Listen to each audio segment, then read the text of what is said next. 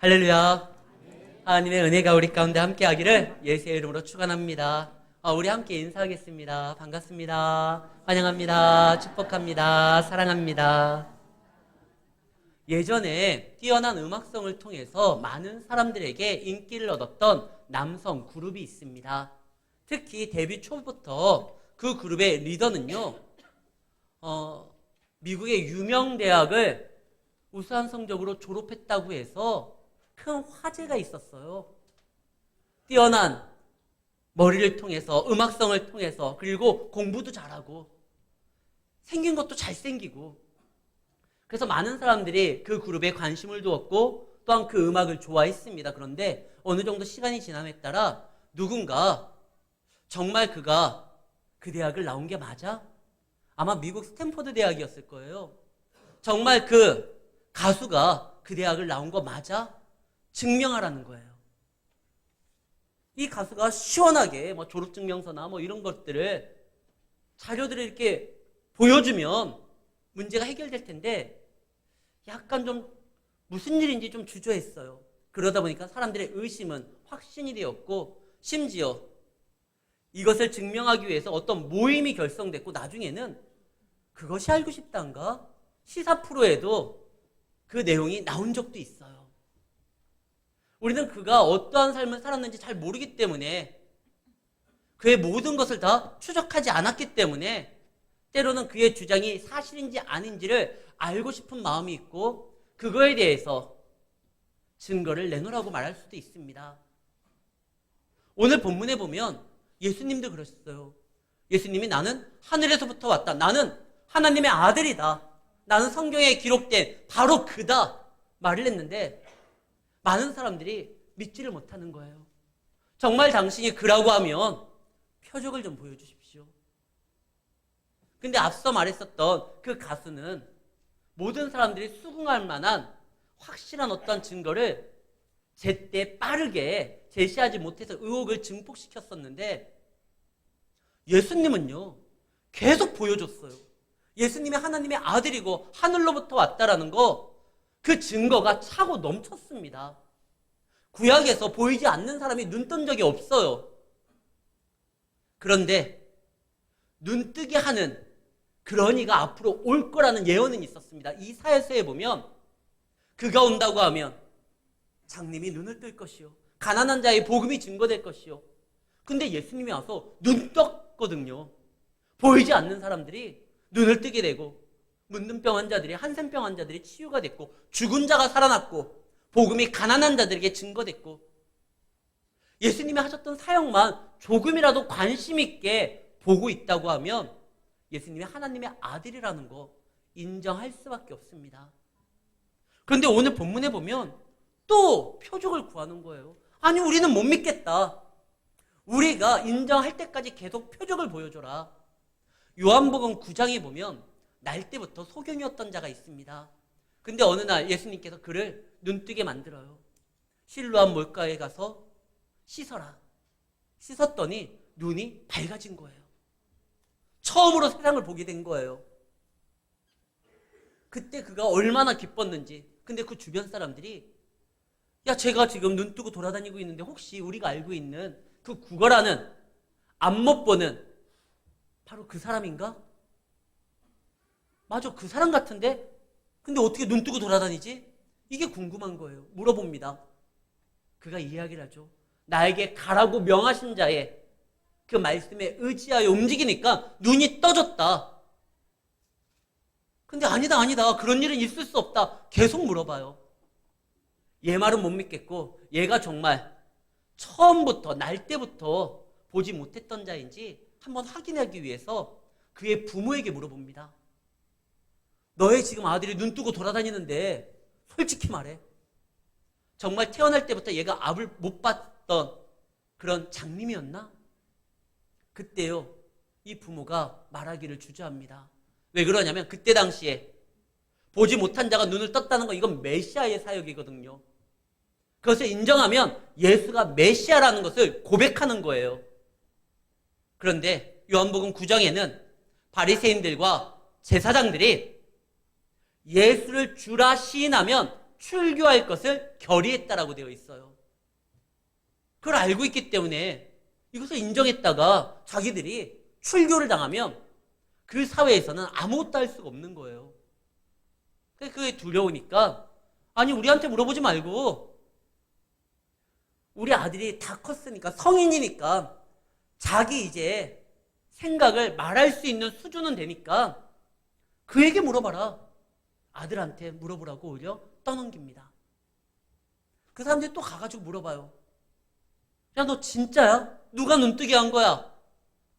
그때 같은 질문을 자꾸 반복해서 들으니까 이 사람이 좀 짜증이 났는지 이렇게 이 말을 합니다.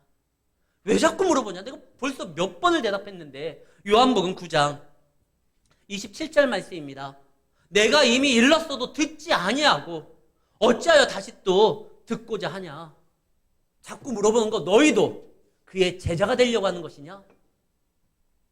그러니까 그들이 화를 내요. 우리는 그의 제자가 아니다.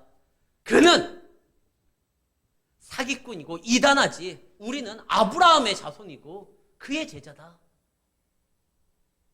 다시 말해서 그들이 자꾸 물어보고 확인하려고 했던 건 예수님을 더 알아가기 위함이 아니라 예수가 잘못됐다라는 거, 자기들의 그 생각을 다시 한번 증명해보고 싶어서 뭔가 꼬투리 잡으려고 하는 거예요.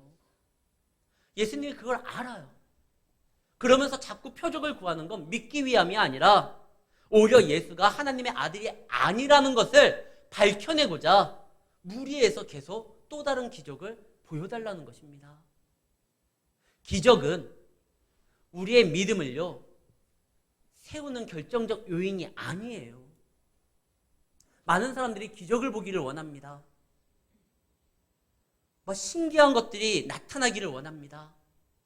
기적을 보면 신나고 신기하고 놀랍죠. 그러나 바른 믿음은요, 기적을 통해서 이루어지는 것이 아니에요. 사실 우리가 알고 있는 최고의 기적은, 이미 우리에게 주어진 최고의 기적은요, 하나님의 아들이 우리를 위하여 십자가에 지시고 죽으심으로 우리의 죄값을 치러주시고 우리에게 구원의 길을 여시고 그리고 우리에게 말씀으로써 역사하신다라는 거예요. 이거만한 기적이 없어요. 근데 이미 우리는 말씀을 받았고 우리의 구원자 예수를 알고 있음에도 불구하고 또 다른 기적을 자꾸 요구합니다. 그것은요, 이미 보여주신 하나님의 역사를 우리가 인정하지 않으려고 하는 거예요. 이미 충분하거든요. 지금 예수님이 그래서 답답해가지고 그들에게 말을 하죠. 내가 더 이상 보여줄 기적이 없다. 표적이 없다. 굳이 말을 한다면 요나의 표적밖에 없다. 요나의 표적이 뭡니까? 오늘 본문에는 그 요나의 표적이 의미하는 바가 무엇인지를 자세히 나와 있지 않지만 마태복음에서는요, 이 요나의 표적이 3일 만에 죽었다가 살아나는 거. 그러니까 나중에 자신이 죽었다가 다시 부활하는 그 부활의 증인으로서 하나님의 나라를 증거한다는 것이 메시아의 결정적 증거고, 이제 이것을 믿지 아니하면 너에게 더 이상 소용이 없다는 거예요. 그동안 많은 거 보여줬잖아요. 믿음이 좋은 사람들도 흔들릴 때가 있어요. 세례 요한은 믿음이 엄청 좋았지만 자기의 생각과 일이 진행되는 것이 조금 다르다 생각하니까 의심이 들기 시작하고, 그러니까 흔들리기 시작합니다. 그래서 자기의 제자들을 보내서 예수님에게 질문하게 하죠. 오시리가 정말 당신입니까? 내가 일평생 그렇게 증거하고 선포했던 내 뒤에 오시는 그 메시아, 나는 확신했는데 내 증언이 이제 다 끝났는데 내 눈앞에 나타나는 현실은 주님의 나라가 아니라 자기가 지금 어디에 있어요? 감옥에 있는 거예요. 이게 맞나 싶을 때, 그때 정말 당신이 그 사람입니까? 무엇인가 증거를 좀 보여주십시오. 제자들을 보냈는데 그때 예수님이 그 제자들에게 하셨던 말씀이 뭡니까? 내 사역을 보고 말씀에 기록된 것을 떠올려라. 그러면 된다. 요한에게 말을 해라. 가난한 자에게 복음이 증거되고 보지 못하는 자가 보게 되고 병이 치유되고 이사야서에 기록된 그 메시아의 역사가 이루어지는 거, 성경과 비교해서 그것이 맞다고 하면 확신해라. 가라. 이 이야기를 들었었던 세례 요한이 어떻게 했습니까? 잠시 흔들렸지만 그래, 그가 메시아가 맞구나. 내 사역이, 그동안의 나의 모든 수고가 결코 헛되지 아니하고 그가 오시고 활동하심으로 인하여 지금 나는 감옥에 있지만 내가 증거했었던 그 역사가 분명히 일어나기에 나의 사역은 완성이 됐구나. 그래서 마지막에요, 그가 모든 것들에 대해서 더 이상 두려워하지 아니하고 죽음까지도 믿음으로 받아들이면서 끝내 승리하게 됩니다. 흔들릴 때 또 다른 기적을 자꾸 요구하지 마시고, 내 마음이 흔들린다고 하면 기록된 하나님의 말씀을 읽으시고 그 말씀을 마음에 새기십시오. 이 말씀에는 우리를 향한 하나님의 마음이 있고, 우리를 위해서 하나님이 하시고자 하시는 역사가 있고, 그 다음에 약속이 있습니다. 말씀을 알면 알수록 우리는 주님을 알아갈 뿐만 아니라 주님을 닮아가게 되고, 그리고 그 창조주 하나님의 말씀이 내 안에 있을 때 그 능력이 또한 내 삶을 채우는 것입니다. 근데 자꾸 기적을 보려고 원하는 거예요. 왜? 신기하고 좋거든요. 근데 기적은, 표적은요, 말 그대로 안내문이에요. 표식이에요. 어느 곳으로 향할 수 있도록 인도하는 것뿐이지 그것이 말씀을 대신하지는 않습니다. 기적을 좋아하는 분들이 많아요. 대전에서요, 제가 예전에 신학생 때 대전에 어떤 교회가 갑작스럽게 엄청난 부흥을 이루었어요. 많은 사람들이 그 교회를 몰렸어요. 왜? 기적이 일어난다고 합니다. 여러분들 혹시 이가 좀 불편하신 분들, 임플란트나 뭐 이렇게 떼우거나 그러잖아요. 아말감이라고 하나? 근데 그 교회에서 예배를 드리면 금리로 바뀐대요. 그런 소문이 났고, 그래서 많은 사람들이 진짜 그 교회 갔어요. 엄청나게. 제가 신학생으로 가보고 싶었는데, 예배 시간이 제가 섬기는 교회랑 같기 때문에 갈 수는 없고, 그게 감리교회였는데, 막 그런 기적의 역사가 일어난다는 거예요. 근데 기적이요, 아까도 이야기했지만 말씀을 대신할 수가 없습니다. 말씀을 듣는 자리까지 인도하는 거예요. 그래서 그 기적을 기대하면서 생각하면서 모이는 사람들이 있었는데, 나중에 듣기로는 10여 년 전에 신천지로 인해서 굉장히 크게 어려움을 당했다는 이야기를 들었거든요. 기적이 우리의 신앙에 터전이 되면 안 됩니다. 반드시 말씀이 세워져야 되는 것이에요. 주님은 이 땅에 기적을 베풀러 오신 것이 아니라 하나님의 마음을 심고 말씀을 선포하러 오신 거예요. 근데 사람들은 막 신기한 거, 당장 재밌잖아요. 근데 기적을 본 사람은 다음에 그 비슷한 기적을 보면 마음에 성이 안 차요. 그보다 더한 기적을 봐야 되는 것입니다. 우리 작은 아버님께서 이렇게 마술을 좀 배우셨어요. 그래서 이제 친척들이 모이면 그 손주들에게 이 마술을 보여줘요. 그러니까 이제 우리 딸아이가 그 작은 아버님을 작은 할아버지죠, 마술 할아버지라고 늘 이야기를 해요. 그래서 명절 때 그분을 만나기를 원해요. 보면 또 막 재미난 걸 보여주는 거예요. 동전이 있다가 막 사라지고 막 그래요. 근데 그분이 공무원이거든요. 그게 마술사가 아니에요. 근데 그때 보여줬던 거, 그분이 보여줄 수 있는 게 몇 개나 되겠어요. 근데 우리 딸아이는 그 다음에 좀 더 대단한 걸 보기를 원해요. 막 비둘기도 나와야 되고, 모자에서 막 토끼도 꺼내야 되고, 좀 더 강하면 뭐죠? 막 미녀를 이렇게 막 이렇게 가르기도 하고 그러잖아요. 작은 할머니를 좀 이렇게 가르기도 좀 하고. 근데 공무원이 뭘 그걸 할 줄 알겠어요. 그러니까 애는 막 기대가 되는데 예전 거 보여줘봤자 애가 막 거기에 대해서는 별 관심이 없어요. 더 좋은 걸 보여달라는 거. 그거 예전에 봤던 거니까. 기적이라는 게 그래요. 처음 보면 신기하지만 앞으로는요, 계속 그거보다 더한 걸 봐야지만 만족이 되는 거예요. 많은 사람들이 하나님의 말씀만으로 만족을 못하는 경우가 있습니다. 그럼 말씀의 참맛을 모르기 때문에 그러는 거예요. 이번 주에 제가 평소 친하게 지내는 목사님을 한 몇 달 만에 타지에 계셨는데요. 몇 달 만에 이제 오셨어요. 좀 만나자고. 그래서 만나서 그분과 이야기를 하는데, 작년에 자기네 교회에서 제가 늘 예배 드릴 때 말씀을 전하기 전에 서로 인사하겠습니다. 반갑습니다. 환영합니다. 사랑합니다. 이랬잖아요. 그분도 말을 하는데 그분은 저처럼 말하지 않고 작년에 본전 생각하지 맙시다. 이렇게 서로 얘기를 하래요. 왜 그러느냐? 자기네 교회에서 누군가에게 자신이 막 열심히 김치도 이렇게 해주고 뭐 있으면 또 나눠주고 그를 위해서 열심히 했는데 그가 자기가 해준 것만큼 되돌려주지 않으면 그게 서운한 거예요. 그게 섭섭한 거고. 그러니까 자기가 한 거에 대한 본전 생각이 나니까 그에 대해서 좀 마음이 불편한 게 있는 거예요. 그래서 목사님이 그랬대요. 베풀었으면 그걸로 끝나는 거지. 뭘 또 받으려고 자꾸 본전 생각해서 서운해하느냐. 이미 여러분들은 충분히 갚을 수 없는 하나님의 놀라운 은혜를 받은 자고 구원을 얻은 자다. 그 큰 사랑을 받았는데 뭐 본전 생각난다고 그에게 서운해하느냐. 근데 1년 동안 본전 생각하지 맙시다. 그 얘기했대요. 우리도 다음 주부터 그래 볼까요? 근데 그러지 않아도 우리는 정말 받은 게 많거든요.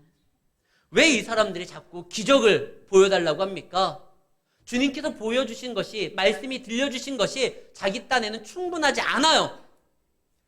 그런데 제가 그 예수님을 따라가기 위해서 시간을 쪼개고, 또 뭐 이렇게 약속을 빼고, 근데 의심이 가니까 그 생명의 말씀을 드렸음에도 불구하고 자기 시간이 아까운 거예요.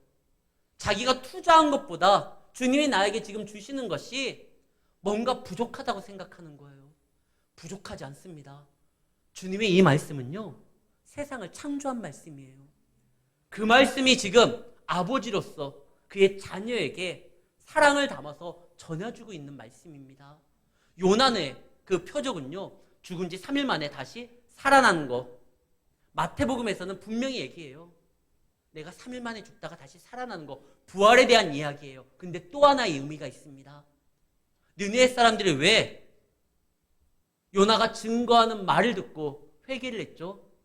그가 물고기 뱃속에 있다가 기적처럼 다시 살아나가지고 말씀을 선포하는 거, 그 기적 때문에 그들이 그 말씀을 믿고 회개했나요? 아니요. 기적 때문이 아닙니다. 요나는요, 예수님처럼 자기는 죄가 없는데 우리 모두를 구원하기 위하여 스스로 희생해서 그 죄를 감당했던 게 아니에요. 하나님의 말씀을 어기고 도망가다가 붙들려가지고 물고기 뱃속에 들어가서 거기서 회개하고 나온 겁니다. 그는 예수님과 달라요. 근데 그가 거기 있다가 다시 살아난 거, 이거 놀라운 기적이다 해서 그들이 믿은 게 아니에요. 하나님이 얼마나 우리를 사랑했으면 저 말 안 듣는 선지자가 도망가고 있는데 기어코 잡아가지고 그러하고 회개하게 만들어서 자기들 앞에 말씀을 전하게 만들었느냐. 우리는 죄인인데 저 죄 많은 선지자도 회개시켜서 우리에게 말씀을 전하게 만들 정도로 하나님이 우리를 사랑하는구나. 그 사랑 때문에 그들이 그 말씀을 듣게 되고 하나님 앞에 자신이 죄인임을 깨닫게 되고 주님을 찾게 된 겁니다. 진짜 믿음은요, 기적으로 생기는 것이 아니라 하나님의 사랑을 깨달았을 때 내가 그 앞에 죄인임을 고백하고 이제 우리는 주님이 필요함을 느낄 때 그때요, 말씀이 내 안에서 역사되는 믿음이 생기는 거예요. 하나님은 정말 느느웨 사람들을 사랑했습니다. 그 깡패 국가거든요. 아말렉은. 그 깡패 국가의 수도가 느느웨입니다. 악의 축이에요. 정말 나쁜 사람들이에요. 그래도 하나님은 그들이 회개하고 돌아오기를 원했던 거예요. 탕자 나쁘잖아요. 근데 아버지는 그래도 그가 다시 돌아오기를 원하는 거예요. 그래서 요나를, 도망가는 요나를 기어코 잡아서 세운 겁니다. 느느웨 사람들이 신기한 거예요. 저 사람이 왜 여기 와서 이렇게 말을 하지? 가까이 가면 비린내가 나고 거기 안에 있다가 왔으니까 물고기 뱃속에. 근데 당신 어떻게 하다가 여기 오게 된 거고 왜 지금 이 말을 전하느냐? 사실 나는 너희가 싫다. 끔찍하게 싫다. 우리나라 민족에게 했던 너희들의 행동을 생각하면 너희들이 다 망했으면 좋겠다. 그래서 나는 너희에게 말씀을 전하는 그 하나님의 말씀을 듣지 않으려고, 지키지 않으려고 도망갔는데 하나님 기어코 나를 잡아가지고 너희들 앞에 세운 거다. 비린내 나지? 내가 도망가다가 물고기 뱃속에 들어가게 됐고 거기서 회개하고 다시 이 앞에 쓴 거다. 그들이 생각하기에 하나님이 우리를 이만큼 사랑하는구나. 왜냐? 말씀이 들려진다는 건 하나님이 우리를 포기하지 않았다라는 것이거든요. 요나는요, 이 말씀이 얼마나 강한 능력이 있는지를 알아요. 비록 심판의 메시지라 할지라도 하나님의 말씀은 생명력 있고 운동력이 있어서 그 말씀이 역사한다는 걸 알기 때문에 도망가려고 했는데, 이 말씀이 증거되니까 그 믿음 없는 그들도요, 그 사랑을 느끼면서 변화가 되고 하나님 앞에 회개하게 되고 믿음의 사람들이 되니까 심판의 때에서 그들이 건짐을 당한 거 아닙니까? 하나님은 여러분들을 사랑합니다. 기적 바라지 마요. 이미 예수님이 이 땅에 오셨다는 거, 그리고 그분이 구원을 완성했다는 거, 그분이 우리를 자녀 삼아줬다는 거, 여전히 우리에게 말씀하신다라는 거, 이거보다 더 큰 기적 없습니다. 이미 우리는 기적을 충분히 받았습니다. 그러니까 기적을 생각하는 것보다 어디에서 예배드리면 막 금리로 변한다 이런 거 따라가지 마시고요. 말씀이 들려지는 곳이라고 하면 그곳에서 서야 됩니다. 그리고 그것을 붙드는 것이 우리 삶이 하나님으로서 채워지는 역사를 보여주는 것이에요. 근데 그들은 예수님이 가까이여서 말씀을 전하고 선포하는데도 아니 그 말씀 말고 그냥 좀 보여줘라. 증명서를 달라. 나는 요나의 표적밖에 없다. 그리고 예수님이 그 다음에 얘기한 게 심판 때 남방 여왕이 에디오피아에 있었던 스바 여왕이 솔로몬의 지혜가 있다라는 말을 듣고 찾아온 적이 있었죠. 그때는요, 교통편이 좋지가 않아가지고 뭐 비행기를 탄다거나 차를 타고 간다거나 이러지 않고 기껏 탄 게 아마 마차 정도였을 거예요. 한참 갔을 거예요. 비용은 비용대로 엄청나게 쏟아붓고 자기 나라를 비우고 간다라는 거 큰 모험이 될 수도 있습니다. 근데 이 여왕이 왜 가요? 거기에 지혜의 말씀이 있다는 걸 알기에 그 모든 위험과 비용을 감수하고도 그 말씀 들으러 가는 거예요. 세계에서 가장 유명한 투자자가 워렌 버킷이라고 하죠. 이 사람이 해마다 한 번씩 이벤트를 엽니다. 자기와 식사하는 자리를 경매로서 이렇게 올려요. 그 사람하고 같이 식사하겠다고 사람들이 돈을 많이 씁니다. 몇 천만 원 정도가 아니라 몇 억을 써서 그 사람과의 시간을 갖기를 원해요. 왜? 그와 함께하면 적어도요, 그의 어떠한 투자의 철학이나 생각을 대화를 통해서 알 수 있기 때문에 그래요. 그래서 그 비용이 아까운 게 아니라 오히려 다른 사람보다 자기가 그 시간을 사기 위해서 더 많은 돈을 지불하고서도 그 투자자를 만나려고 합니다. 근데 워렌 버킷보다 더 뛰어난 생명의 말씀을 우리에게 주시는 분이 예수님이에요. 근데 우리는 예수님에게 투자하지 않으려고 해요. 그에게 투자하는 내 시간과 내 젊음이, 내 열정이 왠지 좀 아까웠다고 생각할 때가 있어요. 스바 여왕은 비용을 치르면서도 그 지혜의 말씀을 들으려고 했어요. 우리도 주님 앞에서 주님의 말씀을 듣기 위해서 투자를 해야 됩니다. 시간을 빼야 되는 거예요. 이 시간의 주역과 함께하기 위해서 때로는 관계를 조금 정리할 필요도 있고요. 한국 사람들은 참 신기해요. 모든 게 다 갖춰줘야 돼요. 그래서 예전에 제가 배드민턴을 좀 운동을 하려고 배우려고 했는데 그냥 갔어요. 청바지에다가 그냥 반팔 티 입고 배드민턴 채는 저기 통닭시키면 주는 거 있어요. 그 사은품으로. 이제 그거 들고 이렇게 이제 갔어요. 체육관에 가니까 함께하는 목사님 막 기겁을 하는 거예요. 김 목사 뭐 하는 거냐고. 배드민턴 치러 왔는데 이게 복장부터 불량이에요. 신발은 배드민턴 화가 있더군요. 신발도 그거를, 그 다음에 옷도 그런 옷을 입고, 채도요 좀 좋은 선수채를. 나 이제 초보자거든요. 근데 우리나라 사람들 뭔가 다 갖춰. 테니스를 쳐던 골프를 치던 다 그냥 풀 세팅을 해야지만. 근데 자신들의 어떠한 취미나 이런 거를 위해서 그런 거 투자하는 건 그냥 당연하다고 생각하는 그런 문화예요. 그건 아까운 게 아니에요. 근데 주 앞에 나와서 주의 말씀을 듣는데 왜 시간을 투자하지 않습니까? 왜 내 열정을 투자하는 걸 아까워합니까? 만약에 그렇다고 하면 심판 때 요나의 말을 듣고 회개했었던 그 느느웨 사람들과 비용을 치르면서까지 지혜의 말씀을 듣기 위해서 움직였었던 그 남방 여왕이 우리를 징계할 거라고 해요. 꾸짖을 거라고 해요.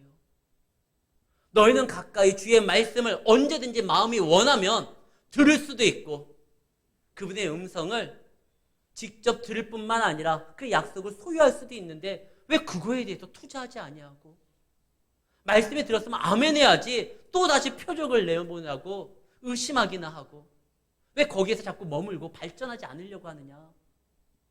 주님의 답답함이 이거입니다. 사랑하는 성도 여러분, 사실 여러분들은요 각자 다 노다지를 하나씩 가지고 있어요. 이 성경에 기록된 말씀 3600년 전에 모세 때 쓰여졌던 그 말씀 2000년 전에 사도들이 기록했던 이 말씀은요 유효기간이 없어요. 하나님은 어제나 오늘이나 내일이나 동일하시고 천년이 하루 같으신 분입니다. 3600년 전에 기록했던 이 말씀 한 3, 4일밖에 안 지난 거예요. 그 말씀을 기억하시고 그 말씀의 능력으로 우리와 함께 하시는 그 하나님이요 여러분들 이 말씀을 듣고 지키고 마음에 새기기만 하면 그 모세에게 나타났던 능력이 다윗에게 나타났던 역사가 사도들에게 일어났었던 강렬한 능력이요 오늘 우리에게도 그 약속 붙들고 말씀을 마음에 새기는 자에게 나타난다고 합니다. 자꾸 다른 거 구하지 마시고 이미 우리에게 주어진 이 말씀을 더욱더 깊이 묵상해야 되는 것이죠. 그런 다음에 예수님께서 갑자기 표적 이야기하다가 33절 등불에 대해서 말을 합니다. 등불, 여기서 말하는 등불은요 하나님을 믿고 변화된 제자들의 삶의 모습에 대해서 이야기하는 거예요.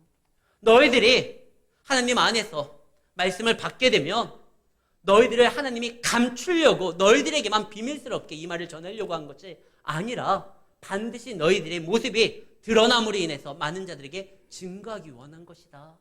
눈이 밝아야지만 빛을 볼 수가 있는데 이것은 빛은 두 가지 종류가 있습니다. 우리를 향해 비치는 빛과 그 빛을 우리의 눈으로 수용해가지고 우리 마음에 채우는 빛이에요. 이 두 빛이 어두워지지만 않는다고 하면 우리는 길 잃을 염려가 없습니다. 여기에서 눈이라고 하는 것은 하나님의 진리의 말씀을 분별할 수 있는 지혜를 뜻해요. 아무 말이나 다 듣는 것이 아니라 기록된 하나님의 말씀이 진짜인지 아닌지 파악하는 그러한 지혜가 필요해요. 어떻게? 그냥 무턱대고 아멘이 아니에요. 베드로전서 1장 10절에 보면 이 하나님의 말씀은 우리가요 연구하고 부지런히 살펴야 되는 거예요. 이단들도 말씀을 가지고 장난질을 치기 때문에 그것이 정말 하나님의 뜻이 담겨 있는 것인지 성경에 기록된 그 내용과 맞는 것인지 해석은 옳은 것인지 살펴야 됩니다. 그래서 우리가 성경을 연구해야 되고 말씀을 듣는 자리에 나와야 되는 것이에요. 근데 이 말씀이 분명하다고 하면 걱정할 게 없어요. 두려워할 필요도 없어요. 이 말씀을 지키면 지킬수록 내 삶이요 하나님 앞에 온전히 세워지는데 근데 조심할 게 하나 있습니다. 나는 세워지는데 그걸로 인하여 다른 사람들이 불편할 수가 있어요. 내가 믿음이 세워지면 세워질수록 빛을 발하면 발할수록 주변 사람들이 나를 향하는 그 시선이 좀 지금과 달리 좀 변할 수가 있어요. 그것이 두려워서 그들과 관계를 계속적으로 이어가기 위해서 말씀을 타협하거나 이러면 안 됩니다. 빛은요 어둠과 타협해서 흐려지는 정도로서 살아가는 게 아니에요. 예수님은 한 번도요 주변의 관계가 불편할 것을 두려워해서 적당히 저들과 야합함으로 인해서 함께하는 길을 모색하지 않았습니다. 어둠을 밝히기 위해서 빛을 더 드러냈던 거죠. 그것 때문에 불편하고 그것 때문에 저들의 공격이 있다 할지라도 우리는요 다른 사람들과 좋은 관계만을 유지하기 위해서 내가 가지고 있는 진리까지 포기하는 그런 자들이 아닙니다. 오히려 진리를 밝힘으로 인하여 불편한 관계 나올 수도 있지만 그 불편한 관계가 결국 저들도 살릴 수가 있는 거예요. 빛이 꺼지면 모두 다 어둡지만 지금은 불편하지만 우리가 빛을 밝히면 어둠도 밝아질 수가 있습니다. 예수님은 한 번도 타협하지 않았어요. 제자들이 속상한 게 그거예요. 주님은 정말 사역도 잘하고 인기도 많고 능력도 많은데 왜 기득권자들과 자꾸 불편한 관계를 맞이해서 이렇게 공격을 당합니까? 적당히 저들도 좀 인정해주고 그들도 좀 받아들여주고 그들의 요구도 좀 수용하고 그러면 괜찮을 것 같은데 근데 그럴 수가 없거든요. 성경에 이런 말이 나옵니다. 너희 착한 행실로 너희가 하나님의 자녀임을 증명해라. 근데 여기서 착하다는 것은 어떤 도덕, 윤리적으로 사회의 통합을 위해서 어떤 걸 양보하고 뭐 이런 얘기가 아니에요. 성경에서 말하는 착하다라는 것은 주인의 뜻에, 아버지의 뜻에 맞게 행동하는 것이 착한 겁니다. 알고 계시잖아요. 달란트 비유. 5달란트, 2달란트 받았던 사람들의 칭찬이 뭐였죠? 착하고 충성된 종아. 내 마음을 알고 내 뜻을 알고 주어진 달란트 은사를 가지고 활용한 그게 착한 거예요. 성경에서는 좋은 것도 이 착한 것도 같은 의미가 있는데 좋은 게 뭐죠? 하나님이 세상을 창조하고 그대로 되니 보시기에 힘이 좋았더라. 말씀 그대로 되는 것이 좋은 거고 그것이 착한 것입니다. 그걸 보임으로 인하여 우리가 하나님의 자녀임을 증명하는 거예요. 그리고 그런 자녀는 하나님이 책임집니다.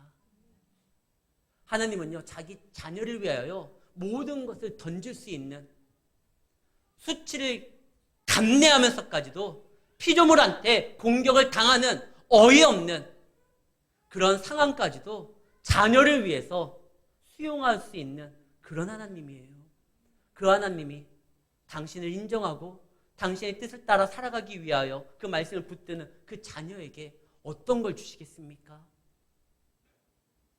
우리 딸아이가 예언을 했는데 아빠 분명히 이번 주에 이 얘기 할 거야. 제가 요즘에 꽂혀있는 드라마가 있어요. 폭삭 속았수다.